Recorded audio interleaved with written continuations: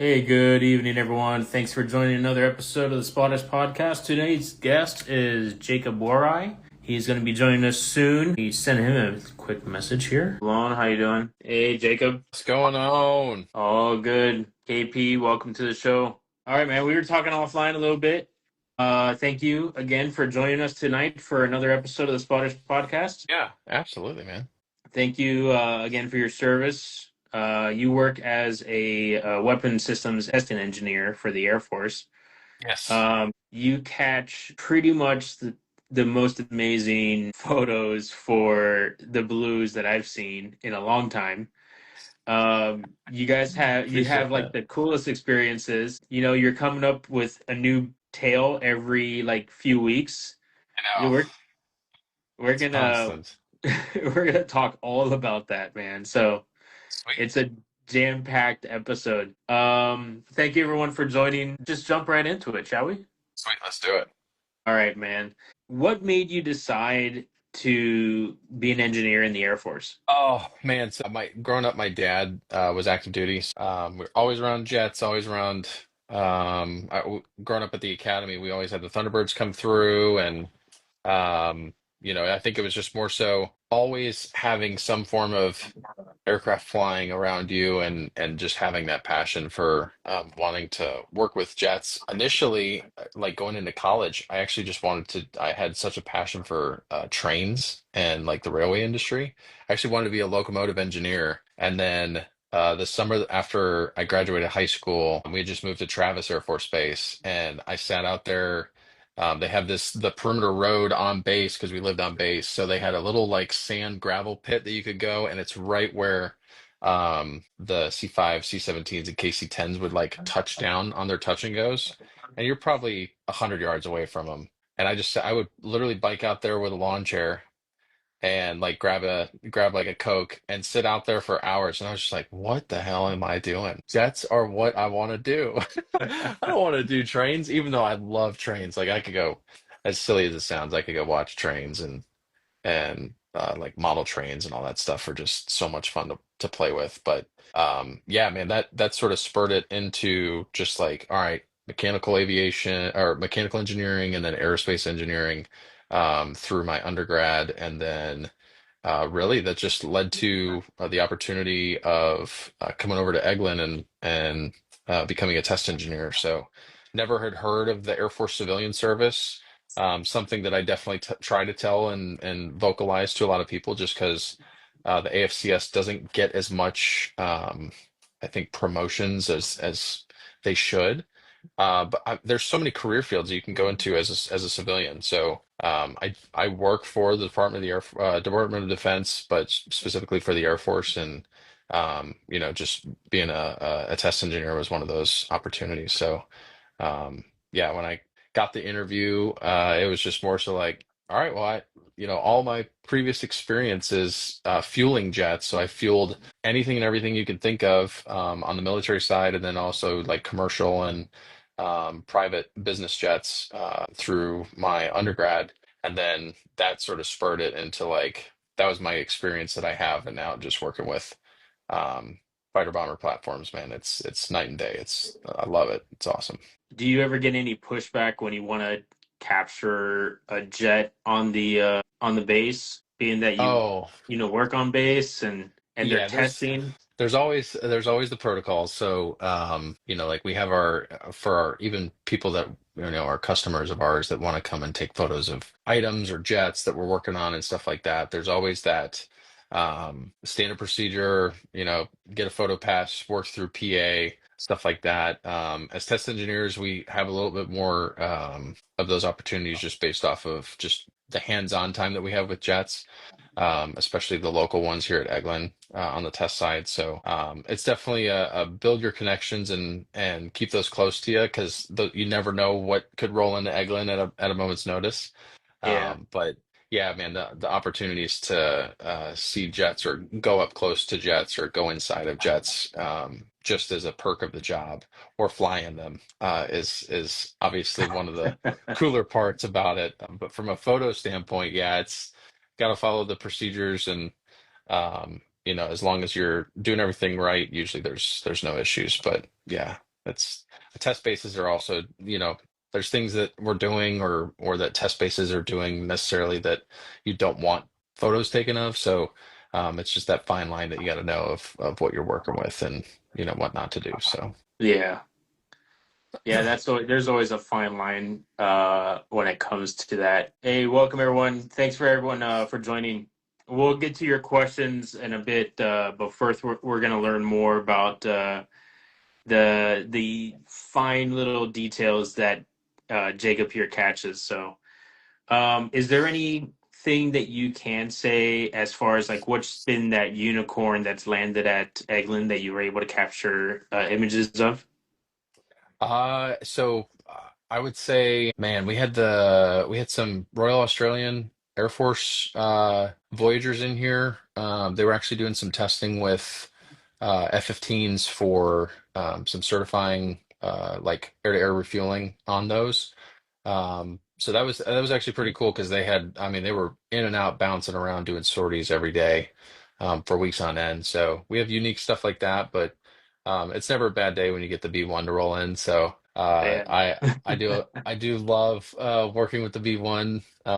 Yeah, the 337th our OT counterparts at Dias is usually who we're doing a lot of stuff with. But yeah, awesome unit. I think which most everything is it's about like building the relationships and the connections that provide those opportunities for us to get the hands-on knowledge of the systems or getting up in the cockpit with the guys as they're cranking engines and doing all the pre-flight just to see like what they're doing while we're in a control room getting ready to execute a mission. So having those um, the situational awareness of being able to work with those and understand what they're doing while we're doing our stuff just makes our lives, easier, but also you have appreciation for what those guys are hand jamming in the jet or the multiple button pushes that they're doing just to get ready to take off. So yeah, it's good Yeah. stuff.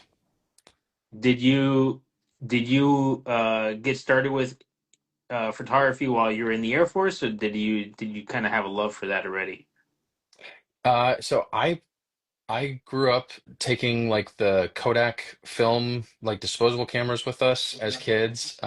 We usually had those, whether it was on like vacations or I did a lot of growing up traveling with my grandma. We'd do like an annual trip when we lived out in Colorado. So we'd go like dinosaur digging and stuff like that. And so we'd always have a camera that would capture, those special moments and get them printed. That sort of, I would say, started the initial just like interest in photography. It wasn't until high school where like Instagram came out and hey, here's a way to like take pictures of my car and share them on the internet, whether someone cares about my 2000 Chevy Malibu that's army green and has chrome hubcaps on it. Like, this is a cool way to share other photos or just personal memories and stuff. And then obviously like Facebook and for those that remember MySpace early on, Oh yeah. the days of early sharing on social media. But yeah, I think a lot of it stemmed from Instagram initially just starting up and then moving into like the days of working for Signature Flight Support was huge just because our bread and butter was 90% military. The trainers out of Sherman Field in Pensacola. Columbus would drop down. We'd have Meridian drop down. We had the Army Guard on station, the Coast Guard on station at Mobile Regional. So we did a lot of military action. I was like, well, what's an easy way that we can showcase this, that like signature MOB, like come here. We want you guys Yeah. to pit stop and bring cool jets and stuff like that here. So it made work more enjoyable. And for people that have never seen an A-10, they're like, what is this thing? So um, that sort of started it with showcasing like, hey, this is what we're doing. Come visit us. And then yeah, from there, got a little starter kit in 2019, and most people would probably be surprised that like the first 3 years through COVID, all of the images and stuff that I was taking to include the first couple of like sneak passes on the pier were all taken on a Nikon D3500 kit lens, nothing special. And it's really just a matter of having fun with it, learning the camera, obviously with shutter speeds and apertures. But The post processing didn't really know how to do much in Lightroom. And Lightroom didn't have denoise or anything like that in it. So Yeah. it was the basics of shooting and then editing and sharing that passion. So that pretty much just made it more achievable, and then obviously just allows me to share those moments with so many other people. So, Yeah, it's funny you say you got started with Nikon, and now I see that you're using Canon. oh yeah. Uh, Believe it or not, I've thought about it, going mirrorless with Canon, and I'm like, man, I could. All my friends kind of use Canon, and hopefully, if I had a Canon, maybe they could share this giant bazooka lens that Yeah. you rented recently. So, uh, Yeah, what no is specific ties. I love Canon though. Canon was the swap from crop sensor to mirrorless, and really just full sensor was what I was looking for. But I was like, I tried out the what is it, the 5D Mark IV, and loved it from a DSLR standpoint, but man, mirrorless is it was just a no-brainer just because mirrorless was the future, I think, yeah. and that there's just going to be constant evolution of what those products look like, and the advances in that kind of technology, that I think it was the smarter move at the time, and I wouldn't have done it any other way. So, So and you're Nikon saying you has great quality cameras and stuff like that, but man, Canon's been awesome, and I think their glass is unmatched. The prime lens glass is that's nice. unmatched. Yeah, It's yeah, ridiculous. it's pretty incredible, man. I have a Nikon D500 right now, and I use that. But yeah, I'm actually looking at, okay, what has the larger selection of glass with the Yeah, most focal distance, and really that Canon bazooka lens, 600 millimeters or 800 millimeters, like f4, it's f2.8 or something like nuts. that. Yeah, so it was What? a RF 600 millimeter prime. I think it's get which I think it's the lowest it goes is like F4, four. I'd have to look at it, but it's not. I mean, you're not getting like the zoom lenses provide you with just the ability to go super low Yeah, with apertures. No, you're sort of at a fix, and you got to have some sunlight, but yeah, dude, that matched with a mirrorless body. So I shot on the R5 Mark II, and that combo was just unreal, unreal. So I think the clarity and the sharpness of images coming off the camera, even before you edit them, is just crazy how far you can zoom in. But that, I mean, that is the quality of the cameras. It's the quality of the glass that I think a lot of yeah, people overlook, is they think that it's the body of the camera that is producing the images, when in reality it is the glass that you're shooting through, and then ultimately the speeds and the ability of the body that make it all come together. yeah. But It's a whole yeah, that glass combo match set. is, yeah, it was insane. I would do it Did you again. did you rent it or did you buy it? No, so I actually teamed up with our local camera shop, Gulf Coast Camera. So shout out to Gulf Coast Camera. They're some of the best, I think, people in the industry, and obviously for all the locals, I know like Kyle Adams, Sean Mullins, a handful of those people here in Pensacola, Laura Bogan, Katie Bodden, all of those people over there at Gulf Coast Camera are just super awesome. They provide us a ton of opportunities to work with them, I think, on the creator side or the creative side.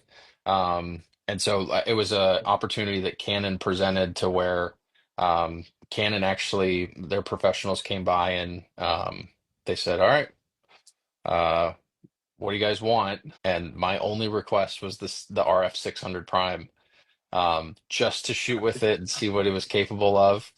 And so that was the one that showed up in the bulk of Nice. rentals for the beach show. And so yeah, huge thanks to Canon, but ultimately like Josh and his whole team there at Gulf Coast Camera, that make it happen for all of us. And then ultimately we try to, promo them and tie it back to them, just because they help so many local supporters build, our profiles, or just get our names out there. So, but yeah, it Yeah. was a rental, and Yeah, it was fantastic. Fantastic.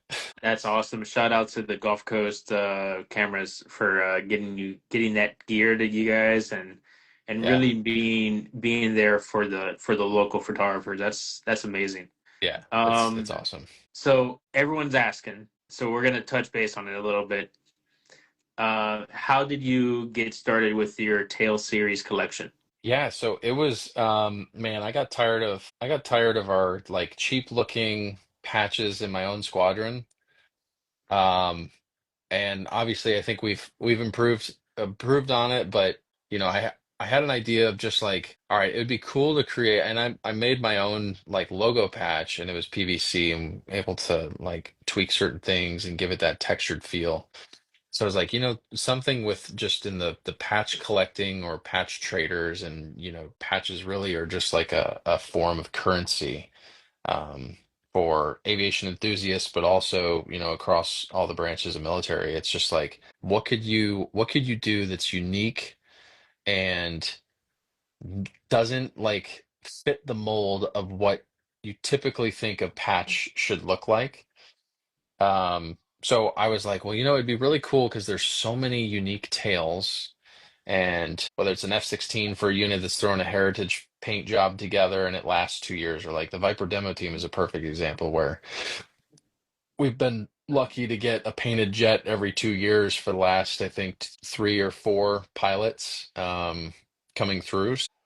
Like, that they're changing it. So, what's a cool way to showcase, and more so specifically with units across the country and the world, like, what is a way to showcase like history, legacy, heritage through tail-shaped patches? And so the first one that came to mind was my guys up at the 187th in Montgomery, so the Red Tails. Yeah, Just with how iconic that tail is, going all the way back to the Tuskegee Airmen days. yeah. Um, Oh man, good comms. I see the boys are joining in. Good comms. What's going on?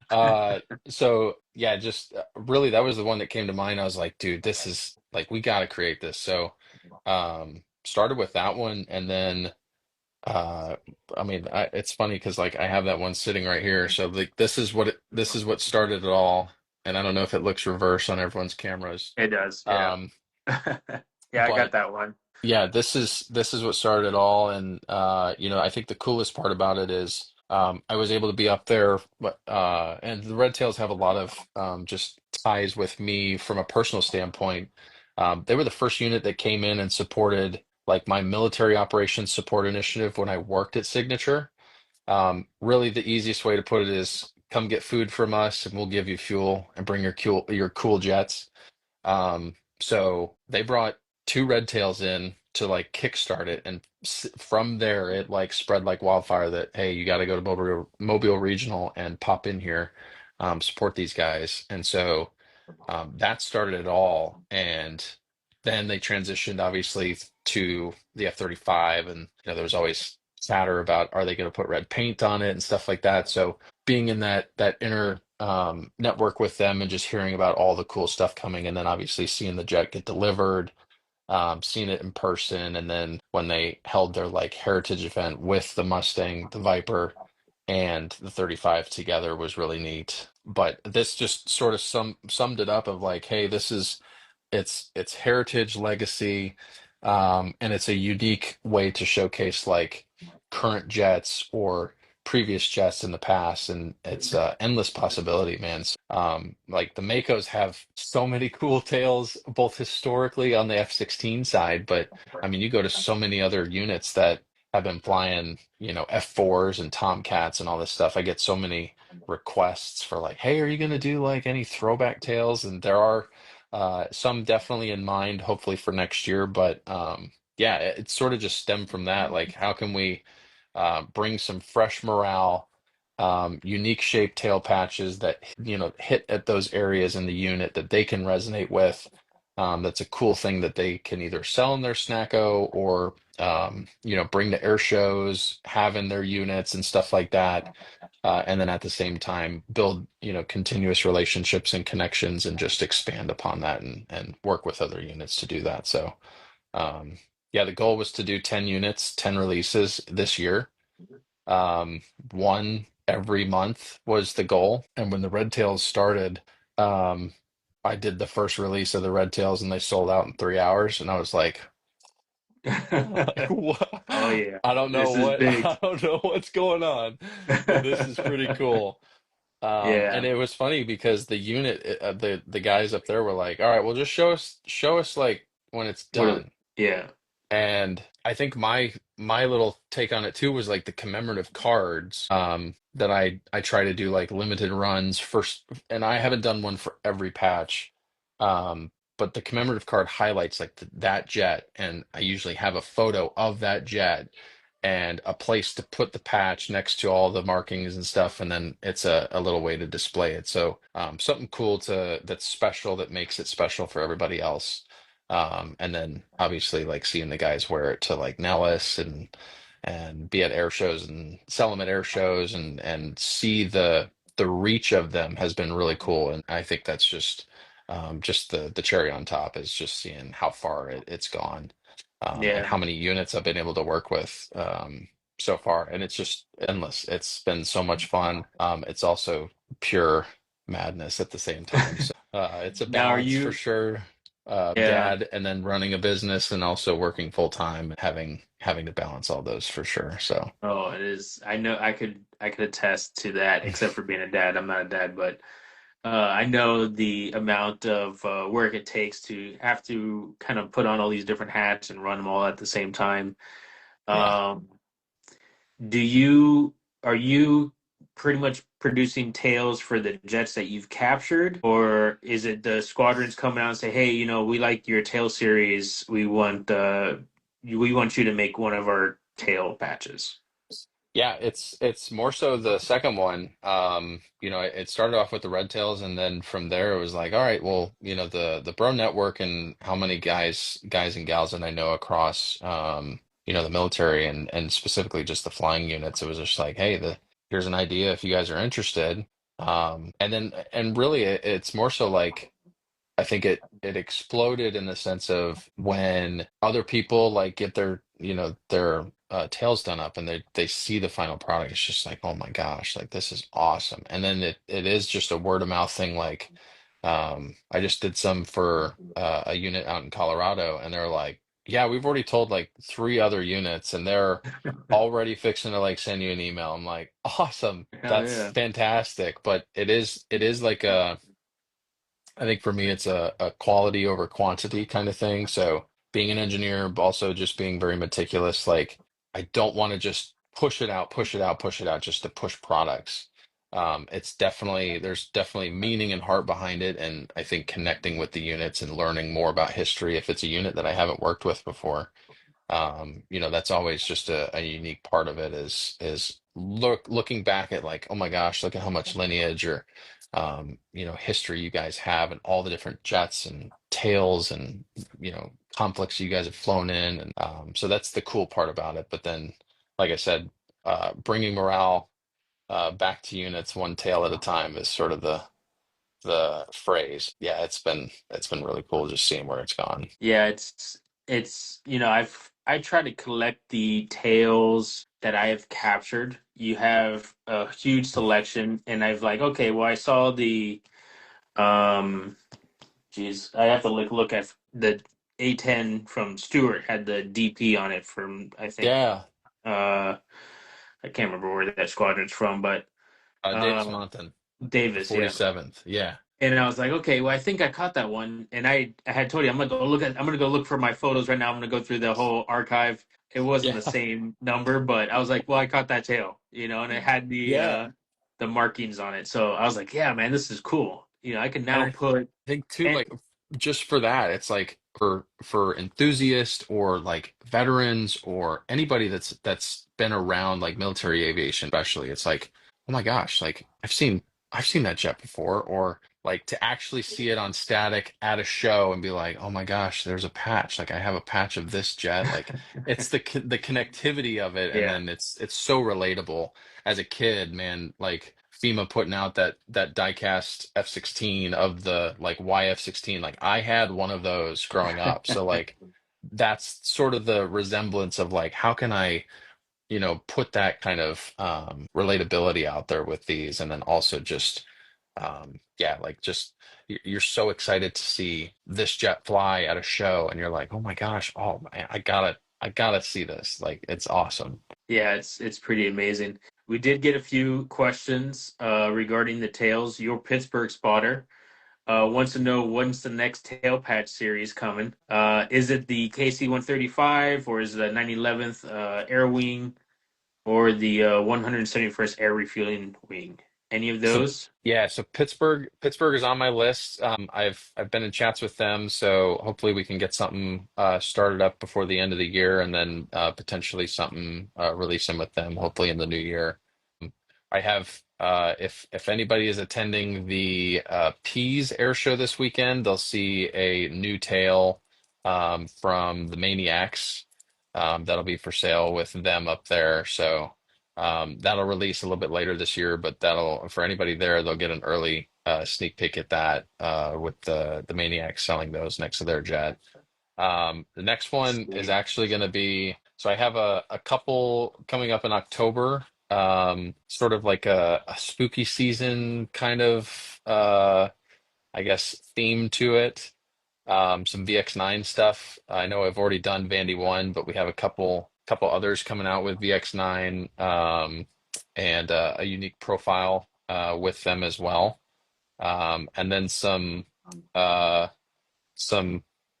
retired, unretired stuff coming a little bit later in the month. So All yeah, right. it'll be cool to see those come out. But yeah, the next one that I want to like share on here. So it's been awesome throughout the year working with some of the Navy units. So we just got some new ones sent up to the Growler demo. So the Growler demo has brand new tail patches for the Vikings, and they look ridiculously cool. But those will be coming out shortly. I would say I think it's in a couple of weeks. I can't remember the date off the top of my head, but yeah, Growler demo, and then the Colorado unit that we did, first C-130 unit to join. Very Actually, cool. the Air Force Reserve Command, the guys out of Peterson, the MAFS unit, joined in, Oh, which is really nice. cool. So we did a couple of tails, MAFS 2 and MAFS 5, that will be dropping this month as well. So yeah, it's been nuts because like you think tails and you're like, oh man, fighter jets, fighter jets, fighter jets, but Yeah. the Doolittle Raiders tail with the B-1 guys up at Ellsworth was an awesome thing to do. The U-2, I think, was just ridiculously cool with it being the 70th anniversary, and then them going to all these shows, Riot, Michigan earlier this year, and sort of being that like that staple performer that you don't usually get to see. So it's just been, and then obviously like tapping into the international market with Teo and the Royal Danish Air Force with their last season flying the F-16 was really cool. So hopefully I got a couple more in chats with for international stuff. So we'll see where that leads for the fall and into next year. But we definitely have some stuff lined up for the fall time. So. Um, Maybe some blue and gold too, so we'll I'm see. excited, man. I'm excited. I have, I got a few. I got my Flying Eagles patch up here. I got my Yeah, Red yeah. Tails. I love the Red Tails patch, for the historical significance of the Tuskegee Airmen. I love that.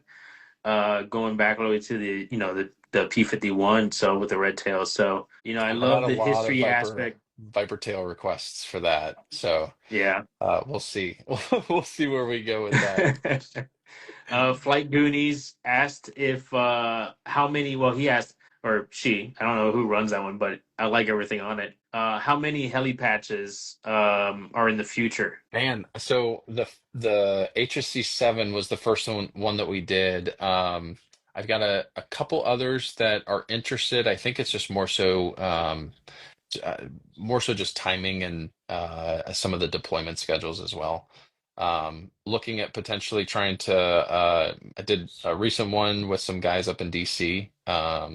So I know Chris is I think watching, but would love to do one with them. And there's 60s up there that are very unique to their mission with the Army. But yeah, I think we got some more rotary stuff coming. It's just timing and obviously making it work with the units is really the biggest part. So not like I said, not just creating tails to just push them out there and do that, but actually working with the units to try and get them integrated and have them interested and on board for it. So definitely more Yeah. helicopter stuff next year for sure. So it'll be awesome.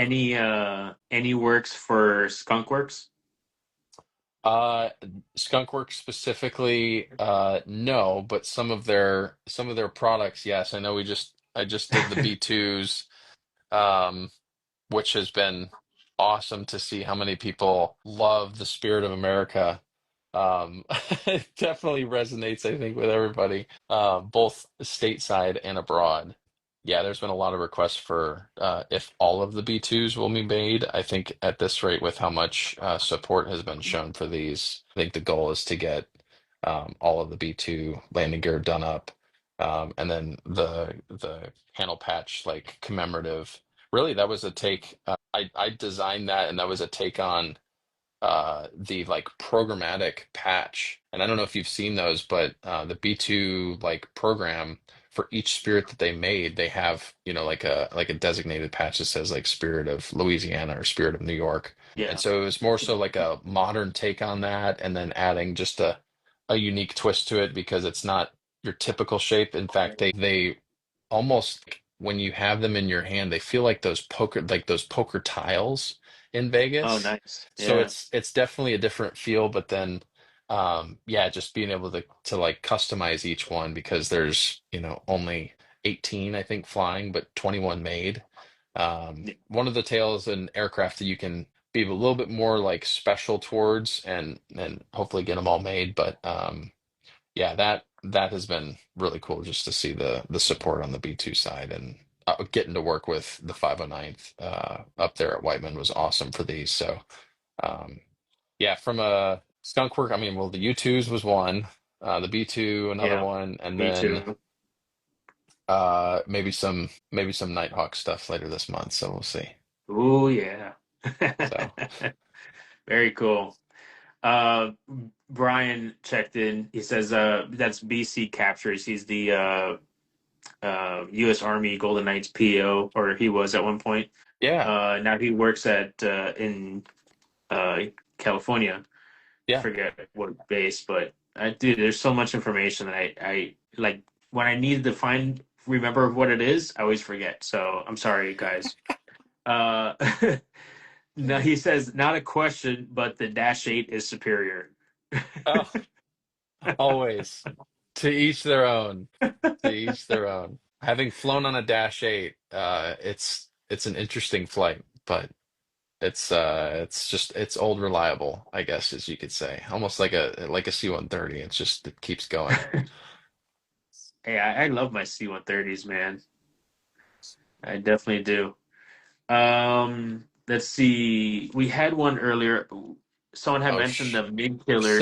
Sean commented B2 wasn't Skunkworks. I know it wasn't Skunkworks. He was asking about Skunkworks in general. Okay, so the U2, a couple other things. I think The B2 Skunkworks is, was involved with the yeah. B2. So I'm Anything gonna that have to looks like an alien spacecraft, I'm gonna say it was Skunkworks. I'm gonna have to beat up on. He's beating me up right now.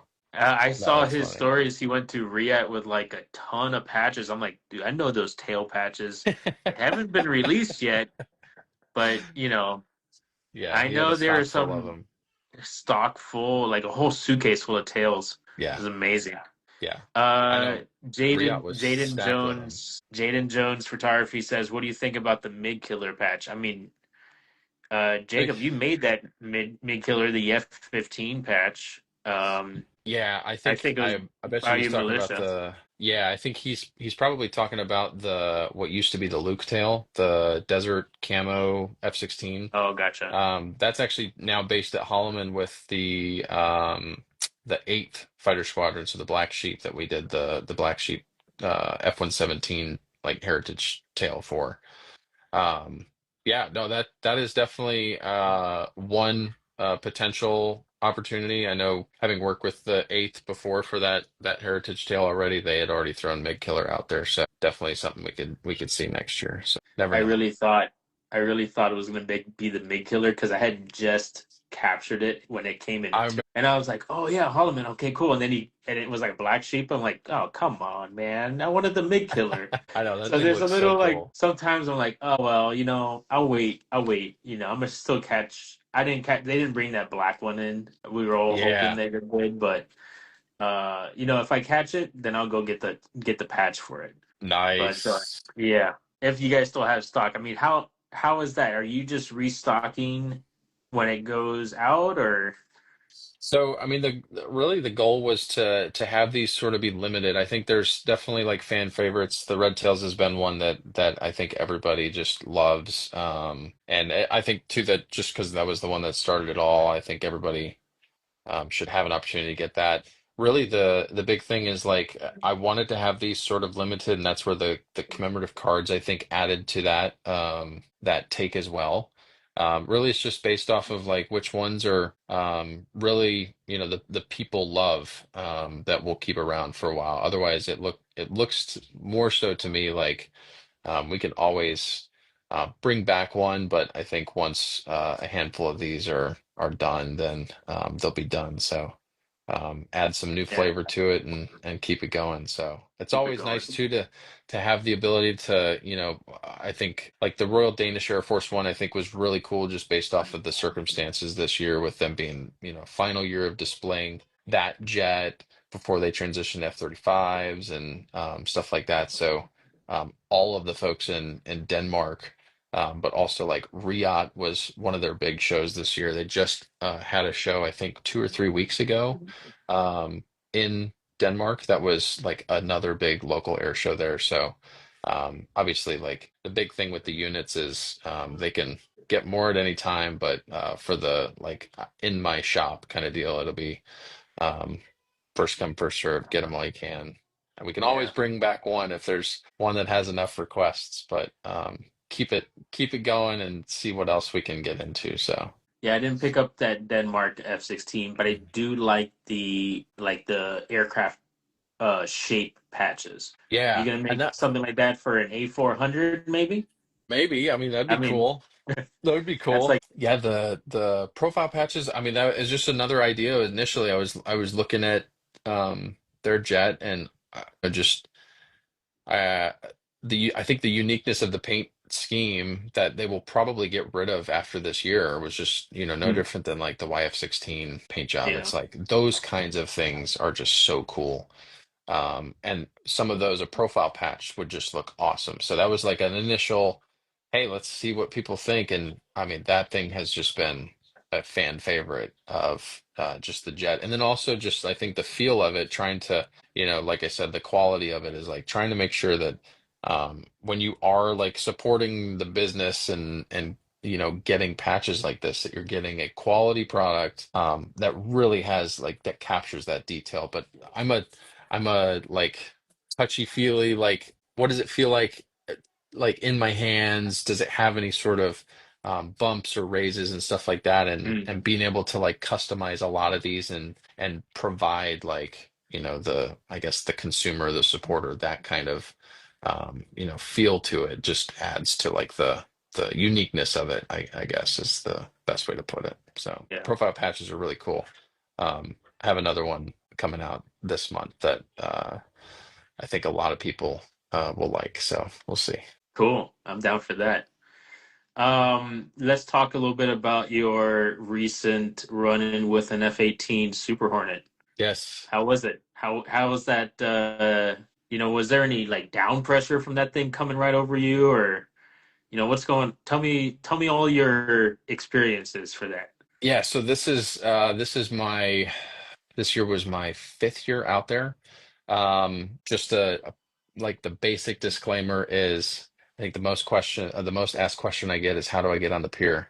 I don't have that answer. Really the best way to put it is I'm blessed with the people around me that have provided me that opportunity each year. And then I think really it's just building connections and showcasing your passion has really just led me in that direction. I get to show up and have fun, and it's as simple as that. So, being able to take on so this year I sort of took on like the military liaison role for the show, and that's how we were able to get the B1 from the 337th to come play, um, which definitely I think was a crowd pleaser, and it had been 24 years since the B1 had been a performer over Pensacola Beach. So Nice. bringing back like pass is always something that I look forward to. Um, it is hard to explain what it feels like. Um, it's like I guess like the easiest way to put it is like it's like a bomb is going off around you. You just feel everything in your body shake, and it's instantaneous. So it's not like a feeling that like stays with you for 5, 10, 15 seconds. Um, it is like 1 second hit and that's it. But that Yeah. that hit is like a true punch to the gut. You feel it rattle your bones, and a lot of people have definitely called me crazy for, including my wife. She thinks that I'm just nuts for going out there. And obviously, like I think the scary part about it is, the whole air shows and just the hazards of, being around jets, being so close and stuff like that. I think Pensacola Beach has and the people that run the show, have a great handle on safety, security, all of that stuff. So we can still be provided these kinds of opportunities. But yeah, man, it's unreal. Like I think the goal each year is to try and capture it in a different perspective. I did not expect this year to like go viral. But that perspective of the frame of the jet directly over top as I'm still shooting forward shows you just how fast like 0.95 is. And Oh yeah. when you think about it too, it's a lot of people think about like, okay, speed of sound, like there's no way that he could stand underneath that because it's too much pressure. How is he not knocked over? How is he, subsonic versus supersonic is still two different things. Even if you're on the threshold of supersonic, you're still not there. But the speed based off of the conditions and the location. So like time of day, the sea state, the pressure altitude, density altitude, like all of those things factor into like how fast is this jet actually going? Because at sea level versus over the land, it Yeah. does differentiate. Like if I'm at Boulder Junction going 0.95, you're probably hovering around like 733 to 738. That like Mach 1 is a lot closer to like 740, 742, 743. And those are just like guesstimates. But at sea level, like you're very close to like 750 just based off of the conditions. Mm. And when people think of that, they're like, there's no way, like 750 miles an hour at 50 feet over your head. Yeah, it doesn't knock you over, but I don't know if I mean, I do like brace myself and I sort of stand positioned forward. But yeah, like if it was supersonic, I would be blown off the pier. Like that's just Yeah, I the think force of nature, and that's just how pressure and gravity works. yeah, So, I think a little bit of being on the pier itself and not like, being on the water. If you're on like on a surfboard on the water and they're doing that low pass, oh, you're it's a lot toast. Yeah. you're toast. Yeah, because now you're on a more of a liquid. But being on a stationary, I think the pier, and we could get into like dynamics if you want to, talk about Yeah. the apogee of the earth and all that crazy stuff. We don't, but Yeah. I think the pier actually disrupts it, Yeah. and kind of Absolutely. puts you kind of in a bubble of like non-disrupted air or something. Yeah, Yeah. it helps to deflect, I think, just like the full wave of pressure. But I mean, when the jet is directly over top, I mean that there's nothing stopping it from like just engulfing you in nothing but pressure. Um, but it is the most insane feeling. Nothing comes close to it aside from pulling 7 Gs in an F-16. Like there's nothing that comes close to that at all. And I do think that the few folks that have had the opportunity to be out there to experience that can attest to there's just no words that explain that feeling. And then ultimately the photos, I think, just sort of speak for themselves when you can see like the vapor shredding off of like the pylon or just parts of the jet where it just looks like it's ripping off the paint. It's going so fast. It's nuts. It's Um, amazing. but definitely my summer thing that I look forward to each year.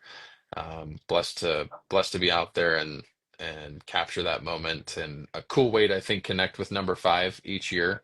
Because you look forward to seeing what the next year can do. I think uh, Thomas this year was just the initial day. Obviously, I think he was a little low. I say a little, but a little too close to the pier. And so when he came over top the first day, I was a little scared to like stand up, but it all worked out. And yeah, it's just a unique way to connect with them, and obviously just continue the connections with the team. And yeah, it's a blast, man. It's a blast watching it. I want to be there too, you know. Oh, dude, Uh I know. I I would just so many teleport people that want to be everybody there. out there. It's like, oh, it's ridiculous the power of that jet. And that goes for any jet. It's just the conditions and then obviously just everything like the FAA was just like, yeah, if this hadn't been like happening for well over like 50 years, um, like we would not approve of this, but we're here and have fun and you're crazy at the same time. So it's a blast Yeah. every year. So Yeah, I can't say that I've been blown by an F-18. I think the closest thing I got, and it's not even close, it's still like miles away. But if you ever make a trip down to St. Martin, in oh the yeah, Nether yeah, yeah, yeah. Antilles, you can stand on that fence and get blown by like a 747 or, I don't And think the that's H constant. That's not just constant. like Yeah. 1 second. That is just you are Yeah. eating sand and rocks and everything. Yeah, that's a different beast. Yeah, I got blown when I was there. I got blown by an A330, a JetBlue. I was like, okay, that's cool. That should be good enough for me. Yeah, The 747, not the Lufthansa, Netherlands, 747 for what the airline is. I saw them landing coming into the airport, and I was watching it from like my hotel, and I'm like, ah, this is pretty cool. So low. And yeah, then I saw them taking off. They actually set up on the threshold, and they just yeah. power up. That there's Those poor there's people. times that there's no sand on the beach, and it's Yeah, because of those airlines, man. yeah. People That's say it's the nuts. storms and the hurricanes, but it's No, the airlines just blowing the sand off. yeah, It's crazy, man.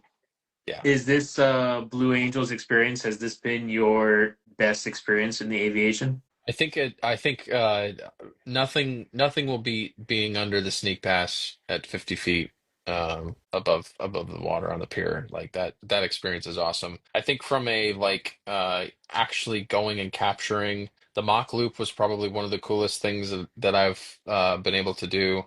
I know Heather talked about it on the last podcast and whatnot, and really, man, like it's an experience that I think anybody that has that interest, even if it's just going to like CAD West and just seeing how low the jets fly, is so cool.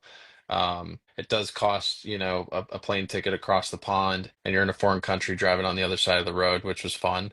But man, it was unreal to see one friends, like friends of mine, flying, strike eagles through the mock loop, and then obviously hanging out with some of the best people over there and all the lads that helped me with spots and climbing certain hills and just enduring the whales rain and wind. Definitely made for memories and just good times even if we didn't see anything. So yeah, it That's was awesome. something that I think anybody that has that interest should go do, especially if you're a photographer. I mean, that was just so cool. And I literally am just getting into like the first bits of photos that captured there. Just being so busy and doing all this stuff and just going through the photos was like, oh my gosh, these are awesome.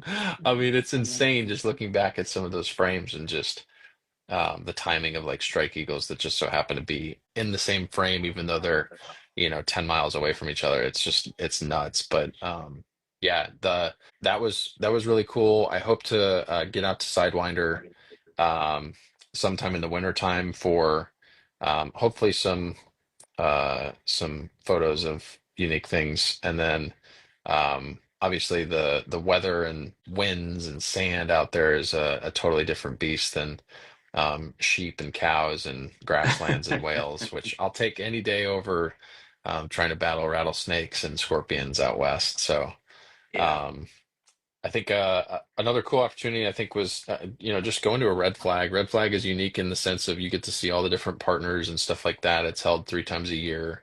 Um, and I think just the amount of people that go out there and just being able to put faces to names and connect with people, I think that's a cool atmosphere to do that. And obviously, don't stand on the fence side of the road. For all you people that go to red Yeah. flag, don't stand on the side that the fence is on.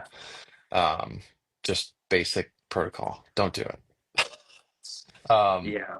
but yeah, that's a cool opportunity. I did with a couple buddies, Andrew and Neil back here in Pensacola. We took that trip out in 21, and then made the stupid day trip from Vegas to El Centro to capture the Blues twice that day and Harriers, and then drive all the way back to Vegas same day. Whoa, Oh my gosh, we were dead at the end of that, ready to come home. Um, man, it's but gnarly. yeah, El Centro would be another one. El Centro is such a cool place, I think, just for the photo specific stuff with the Blues. If you can time it up to where it's not early in their winter training and they're more comfortable, I think you'll see more of that. Obviously, you'll see more of the precision in their maneuvers and how close they'll get as they're just starting off that season. But there's some unique perspectives out there to um, get the like low transition takeoff head on and a couple other, unique things. And then all the other stuff that flies out there for like the Harriers and while they're still around, like just a cool place to get really awesome uh, photos and visuals of anything just popping into town. Um, trying to think of, I've had a handful of others where, I mean, F-18s as low as the catwalk on a tower doing Top Gun moves back in college for a Finney. Um, man, there's so many good memories. But yeah, I think the sneak pass, yeah, you just can't top that. That's just unreal. Aside from flying in an F-16, I think that also is up there as well. That's awesome, man. A last question for you, Brandon Connolly wants to know what goals and aspirations do you have for your aviation photography? Yeah, I mean, I just want to continue, just being able to share the passion, capture new perspectives. I've always been, um, a lover of chasing that perspective that you don't usually see. Um, so, like whether it is the Blue Angels and you see the same thing over and over again 50 times, like what can I try and capture that you don't usually see or have not seen before? So actually one of the frames that I got this year just purely because I had the 600 when the Diamond is resetting up to start some of their delta maneuvers. You have, like, if you're on let's say, the crowd line from right to left, you have the two solos that are coming together and they do the bump and then pull to meet them. The perspective of being on the pier provides just the angle. So I captured five turning in jet wash, but immediately behind it is the Diamond passing in the distance. So it all looks blurry, but it's Hmm. pure jet wash. Yeah. But it's like those things where, I mean, you have like an MRT equivalent pull with afterburner jet wash, and then the full Diamond is clearly in the back, and all of it is together. It's like those like unique, you just don't see that kind of stuff. Like I love being able to capture those things. So, in a nutshell, like new perspectives, um, is always what I'm after, or the pursuit of the F-117 is always on my list. So, How I you got guys You got that at the William Tell a few years ago, or so Yeah, Century Savannah.